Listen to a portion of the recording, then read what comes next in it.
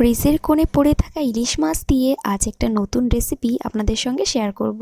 তো সবার প্রথম মাছে বেশ ভালো করে লবণ আর হলুদ মাখিয়ে নিয়ে বেশ ভালো করে কিন্তু ভেজে নিতে হবে। আর মাছটাকে না একটু কড়া করে ভেজে নেব। আর মশলার ভিতর রেখেছিলাম আদা, রসুন, গোটা জিরে, রেখেছিলাম শুকনো লঙ্কা আর পেঁয়াজ। তো এই সমস্ত কিছু একটুখানি জল দিয়ে মিক্সিতে কিন্তু বেশ ভালো করে বেটে নিতে হবে। তো একটু রসুন কিন্তু অবশ্যই করে দিতে হবে। তো অপর দিকে মাছগুলো কিন্তু বেশ কড়া কড়া করে ভেজে নিতে হবে, যাতে করে মাছের থেকে যে একটা গন্ধ ছাড়ে সেই গন্ধটা একদমই না থাকে। তো তারপর ওই তেলে কিন্তু আলুগুলো নাও ভেজে নিচ্ছি। আপনারা চাইলে আলু দেবেন, না চাইলে নাও দিলে চলবে। তো তারপর ওই তেলের ভেতরেই এখানে গোটা জিরে ফোড়ন দিয়ে আর শুকনো লঙ্কা, তারপর কেটে রাখা পেঁয়াজ দিয়ে পেঁয়াজটা লবণ দিয়ে ভেজে নিয়েছি। আর তারপর মিক্সিতে বেটে রাখা মশলাটা দিয়ে বেশ ভালো করে কষিয়ে দিয়ে দিলাম ভেজে রাখা আলুটা। তো আলু দিয়ে আবারও সমস্ত কিছু বেশ ভালো করে কষিয়ে নিয়ে দিয়ে দিলাম একটা টমেটো, আর একই সঙ্গে দিয়ে দেব ভেজে রাখা মাছটা।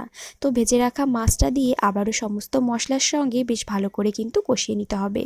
আর মাছটা যেহেতু বেশ ভালো করে ভাজা হয়েছে, সেই জন্য কষানোর সময় কিন্তু একদমই ভাঙবে না। তো আস্তে আস্তে নেড়ে চেড়ে মাছটা বেশ দিয়ে ভালো করে কষিয়ে নিয়ে তারপর দিয়ে দিলাম একদম টকবক করে ফুটন্ত গরম জল, আর একই সঙ্গে দিয়ে দিলাম বেশ কিছুটা ধনেপাতা কুচি।